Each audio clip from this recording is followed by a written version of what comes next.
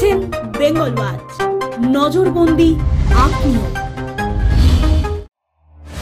ফের ডুয়ার্সে খাঁচাবন্দি চিতাবাঘ। ডুয়ার্সের নাগরাকাটা ব্লকের আংরাভাষা 1 গ্রাম পঞ্চায়েতের খেরকাটা এলাকার ঘটনা এটি। এদিন সকালে চিতাবাঘের গর্জন শুনতে পান স্থানীয় বাসিন্দারা। এরপর স্থানীয় বাসিন্দারা কাছে গিয়ে দেখেন একটি চিতাবাঘ খাঁচাতে বন্দী হয়েছে। খবর পেয়ে ঘটনাস্থলে পৌঁছায় ডায়না রেঞ্জের বনকর্মীরা। পরবর্তীতে খুনিয়া রেঞ্জের বনকর্মীরা ঘটনাস্থলে এসে চিতাবাঘটিকে উদ্ধার করে নিয়ে যায়। উল্লেখ্য, এই এলাকায় চিতাবাঘের আনাগোনা লেগেই থাকে। এমনকি এই এলাকাতেই ঠিক পুজোর আগে এক কিশোরকে তুলে নিয়ে গিয়েছিল চিতাবাঘ, এবং তারও বেশ কিছুদিন আগে এক কিশোরীকে তুলে নিয়ে গেছিল চিতাবাঘ। এখানে আগে তো দুইটা, একটা মেয়ে আর একটা ছেলেকে বাঘ মারে ফেলছিল প্রায় 3-4 মাস আগে, আর একটা গত বছর হয়েছিল। কিন্তু হওয়ার পরে এইবার আবার 7টা পিঞ্জরা বসা হয়েছিল, তখন একটা আবার চিতাবাঘ ধরা পড়ছে।